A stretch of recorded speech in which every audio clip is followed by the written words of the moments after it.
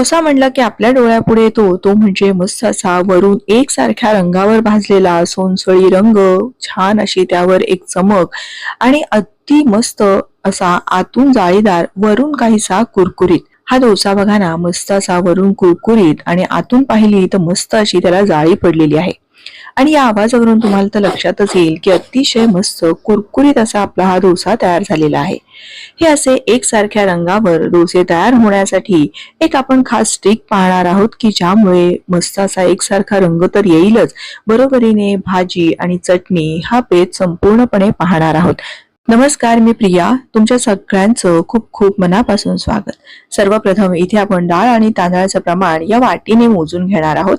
या साधारण आमटीच्या वाटीने जर आपण प्रमाण घेतलं तर बरोबर 20 ते 25 डोसे आपले आरामात तयार होतात.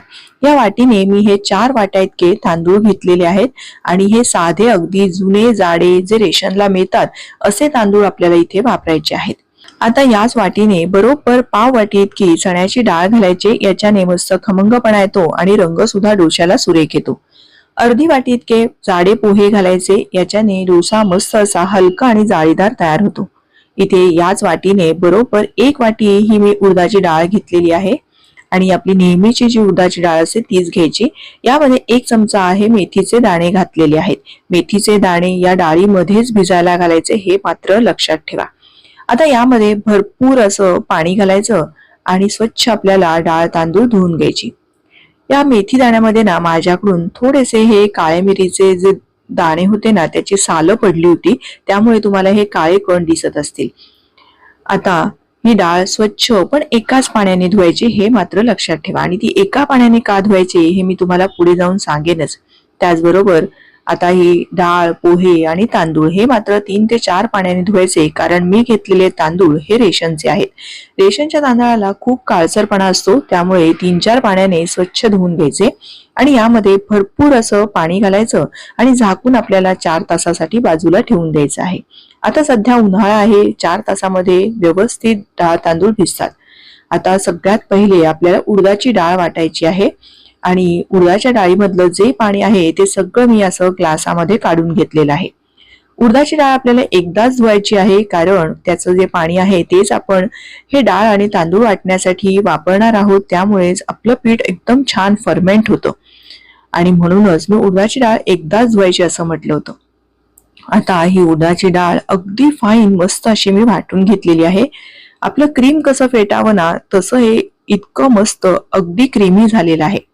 हा जो रगडा आहे ना त्यामध्ये खूप छान एकदम फ्लफी असं मिश्रण तयार होतं. आता तांदळामधलं जास्तीचं पाणी काढून घेतलं आणि तांदूळ, चणा डाळ, पोहे हे सुद्धा आपल्याला वाटायला घ्यायचे आहेत. आणि हे वाटताना किंचित रवाळ, अगदी किंचित रवाळ असं मी वाटून घेतलेलं आहे आणि या उडदाच्या डाळीचं जे आपण पीठ तयार करून घेतलं त्यामध्येच मिसळून घेतलं. आता हे दोन्ही जिन्नस व्यवस्थित मिसळले जावेत म्हणून एखादं विस्कर घ्यायचं आणि त्याच्याने हे चांगलं असं मिसळून घ्यायचं आहे, म्हणजे ते दोन्ही साहित्य एकत्रित व्यवस्थित मिसळले जातात. आता या पातेल्यामध्ये याला फर्मेंटेशनसाठी जागा नाहीये, म्हणून मी यातलं थोडं पीठ दुसऱ्या भांड्यामध्ये काढून घेतलं. साधारण ना अर्धवट पातेलं भरायला पाहिजे. बघा, असं अर्ध पातेलं असेल म्हणजे मग पिठाला फर्मेंटेशनसाठी जागा मिळते. आता हे पीठ आपण साधारण 8 तासासाठी असंच झाकून ठेवणार आहोत. दुसऱ्या दिवशी सकाळी सगळ्यात पहिले आपल्याला मसाला डोस्याची भाजी असते ती करून घ्यायची आहे. त्याकरता इथे मी तेल कढईत गरम करून घेतलं. अर्धा चमचा मोहरी, अर्धा चमचा जिरे घालून घेतले. जिरे मोहरी छान फुलली की अर्धा चमचा उडदाची डाळ घालून घ्यायची. त्यानंतर 1 चमचा डाळवं घालायचं, पाव चमचा मेथीचे दाणे घालून घ्यायचे, त्याचबरोबर पाव चमचा हिंग घालायचा आहे. त्यानंतर यामध्ये जर तुमच्याकडे कढीपत्त्याची पानं असतील तर आवर्जून घाला.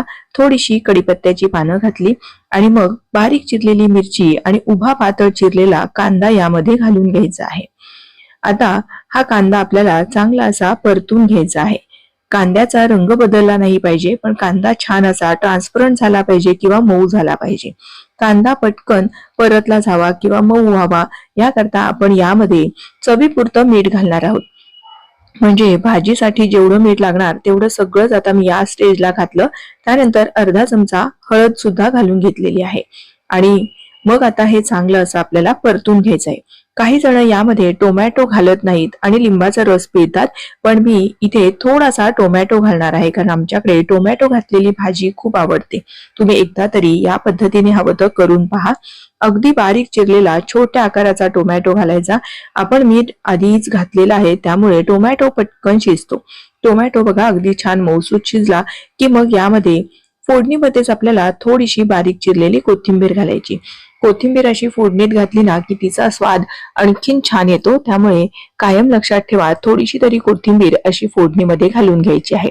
हे एकदा चांगलं असं परतून घेतलं की मग मी मध्यम आकाराचे 6 बटाटे उकडून आणि मग ते असे थोडेसे कुस्करून घेतलेले आहेत. जर तुम्हाला छोट्या छोट्या फोडी करायच्या असतील तरीही चालेल, पण तुम्हाला एक लक्षात आलं असेल तर पहा, नेहमी मसाला डोस्याची जी भाजी असते ना तिचे बटाटे असे फोडींच्या स्वरूपात नसतात, तर अगदी असे कुस्करलेले असतात. त्यामुळे असे कुस्करलं की मग आपल्या बटाट्याच्या भाजीला एकदम साऊथ इंडियन जशी भाजी असते ना तसंच टेक्स्चर येतं. बघा काय मस्त, आत्ताच किती छान ही भाजी दिसत आहे.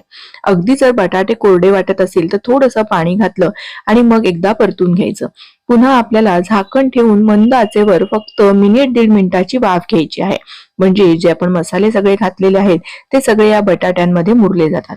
आता मी गॅस बंद केला आणि त्यानंतर यावर बारीक चिरलेली कोथिंबीर घातली. आपली ही मसाला डोस्याची भाजी तयार झाली आहे. तोवर आपण म्हैसूर मसाल्याची जी चटणी असते ना ती बनवणार आहोत. त्याकरता मी 2 चमचे तेल गरम केलेलं आहे. तेल चांगलं गरम झालं की मग यामध्ये 1 टेबलस्पून इतकी ही चण्याची डाळ घालायची आहे. ही डाळ मी स्वच्छ एखाद्या ओलसर कापडाने पुसून घेतलेली आहे. ही डाळ सुद्धा चांगली मिनिट 2 मिनिट अशी परतून घ्यायची तेलामध्ये, म्हणजे छान खमंग चटणी तयार होते. त्यानंतर 1 टेबलस्पून इतकं उडीद डाळ घातलेली आहे. ही सुद्धा स्वच्छ धुवून पुसून घेतलेली आहे आणि हे सुद्धा आपल्याला चांगली अशी परतून घ्यायची आहे.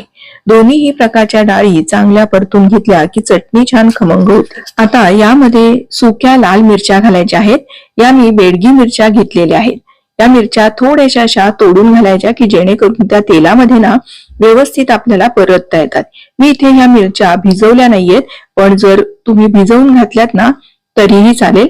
आणि मिरच्या सुद्धा आपल्याला या फोडणीमध्ये चांगल्या परतून घ्यायच्या. त्यानंतर यामध्ये एक छोट्या आकाराचा कांदा उभा पातळ चिरून घालायचा.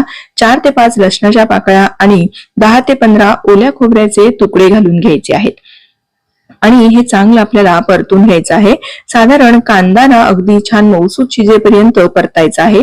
कांदा बघा अगदी मऊ शिजला गेला आहे की मग यामध्ये आपल्याला थोडंसं ना पाणी घालायचं आहे. पाणी घालून हे सगळं मिश्रण आपल्याला शिजवून घ्यायचंय.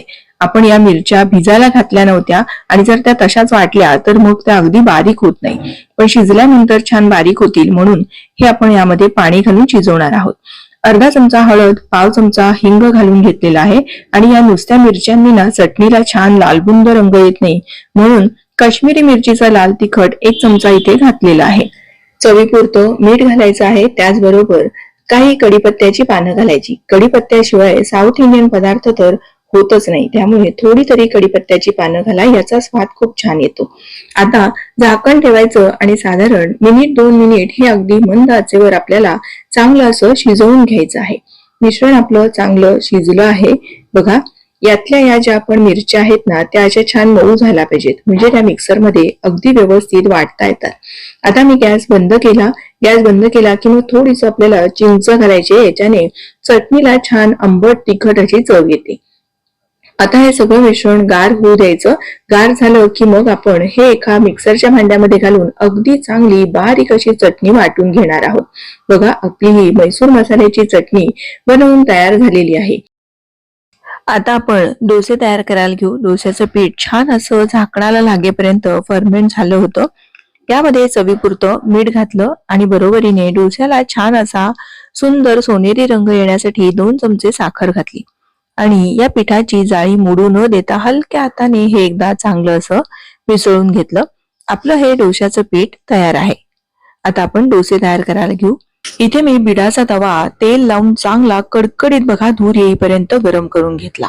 आता गॅस अगदीच लहान करायचा. यावर थंड पाणी शिंपडायचं आणि एखाद्या सुती कापडाने चांगला तवा पुसून घ्यायचा. हे असं केल्याने आपल्याला एकसारखा डोसा तर पसरवता येतोच, पण सगळीकडे व्यवस्थित डोश्याचं मिश्रण एकसारखं तव्याला चिकटतं, त्यामुळे डोश्याला रंग सुद्धा मस्त असा एकसारखा येतो. बघा, छान असा डोसा मी पसरवून घेतलेला आहे आणि काहीसा जाड काही पातळ असा केलेला आहे. कारण ह्या डोस्याला मी भरपूर असं साजूक तूप किंवा बटर जे काही आवडत असेल ते तुम्ही लावून घेऊ शकता. जिथे किंचित ना जाडसर आपण डोसा ठेवलाय तिथे मस्त असा मऊ डोसा तयार होतो. म्हणजे वरून छान कुरकुरीत, आतून थोडासा मऊ लुसलुशीत असे हे डोसे तयार होतात आणि यालाच कर्नाटक स्पेशल बेन्ने डोसे असं सुद्धा म्हणतात. पहा, डोश्याला रंग काय सुरेख आलेला आहे आणि जिथे आपण जाडसर पसरवलं होता तिथे मस्त असं जाळीदार टेक्स्चर आलेलं आहे. या डोश्याचा आवाज तुम्हाला मी दाखवते. या आवाजावरून तुम्हाला लक्षात येईल की अतिशय मस्त कुरकुरीत असे हे आपले डोसे तयार झालेले आहेत. आता दुसरा डोसा आपण करतो त्यावेळेस पुन्हा पाणी घालायचं आहे. पाणी घातल्यामुळे दोन फायदे होतात. एक तर यावरचं तेलाचा जो लेअर असतो तो निघून जातो आणि दुसरं म्हणजे तव्याचं टेम्परेचर कमी होतो. तेलाचा लेअर जर असेल तर मग मात्र मी पुन्हा एकदा आठवण करते, तेलाचा लेअर किंचित जरी जास्तीचा असेल तर मग मात्र व्यवस्थित डोसा तव्याला चिकटत नाही आणि एकसारखा सोनेरीचा रंग येत नाही. हा बघा, मी कुठे जाड कुठे पातळ असा हा डोसा पसरवलाय. अगदी तुम्हाला पातळ पसरवायचा असेल ना तरीही तुम्ही पसरवू शकता, पण मी आज कर्नाटक स्पेशल बेन्ने डोसे तुम्हाला दाखवत आहे, त्यामुळे मी भरपूर असं इथे या लोण्याचा वापर केलेला आहे किंवा याला बटर म्हणू शकता आपण. लोणी डोसा म्हणतो तर कर्नाटकमध्ये याला बेण्णे असं म्हणतात. बेण्णे म्हणतो, कोणी बेन्ने म्हणतात. साऊथ मध्ये सुद्धा वेगवेगळ्या भागामध्ये वेगवेगळी अशी नावं आहेत. आता यावर सुद्धा भरपूर असं मी हे बटर घालून घेतलेलं आहे किंवा मग जर तुमच्याकडे घरचं ताजं लोणी असेल ना तर ते वापरलं तरीही चालेल. आता सगळीकडे तवा असा शिफ्ट करून चांगला असं डोसा मी भाजून घेणार आहे. बघा, काय मस्त जाळीदार असं टेक्स्चर आपल्या या डोश्याला आलेलं आहे. आता हलकासा असा तांबूस रंग होईपर्यंत हा डोसा असा चांगला शेकवून घ्यायचा आहे. बघा, रंग हलकासा खालून असा बदलल्यासारखा झाला की मग डोसा असा सोडवून घ्यायचा. आता या डोश्याचा रंग सुद्धा बघा काय मस्त असा अगदी सोनेरीसर आलेला आहे आणि कुठेही असे पॅचेस दिसत नाहीयेत. अगदी एकसारखा सोनेरीचा रंग येण्यासाठी मी सांगितलेल्या या टिप्स नक्की वापरा आणि असे हे किंचित जाडसर किंचित पातळ असे जर केले तर वरून कुरकुरीत, आतून जाळीदार आणि मस्त असे एकसारख्या सोनेरीच्या रंगावर भाजलेले हे डोसे तयार होतात. अगदी जसे नाश्ता सेंटरमध्ये किंवा उडपी सेंटरमध्ये जसे डोसे मिळतात ना, अगदी घरच्या घरी रेशनच्या तांदळापासून तुम्ही हे असे डोसे तयार करू शकता. बघा, इथे जाडसर होतं तिथे मस्त जाळीदार असं मिश्रण तयार झालेलं आहे, पातळ होतं तिथे कुरकुरीतपणा आलेला आहे. असे हे रेशनच्या तांदळाचे हे डोसे तुम्ही जर करून पाहिले तर मला कमेंट करून सांगायला अजिबात विसरू नका. या दोन प्रकारच्या चटण्या, भाजी तुम्हाला ही आजची पद्धत कशी वाटली, मी सांगितलेल्या टिप्स कशा वाटल्या हे मला कमेंट करून नक्की कळवा. व्हिडिओ थोडा जरी आवडला असेल तर प्लीज व्हिडिओला लाईक करा. तुमच्या मैत्रिणींना, नातेवाईकांना जास्तीत जास्त शेअर करा. पुन्हा लवकरच भेटूयात. धन्यवाद.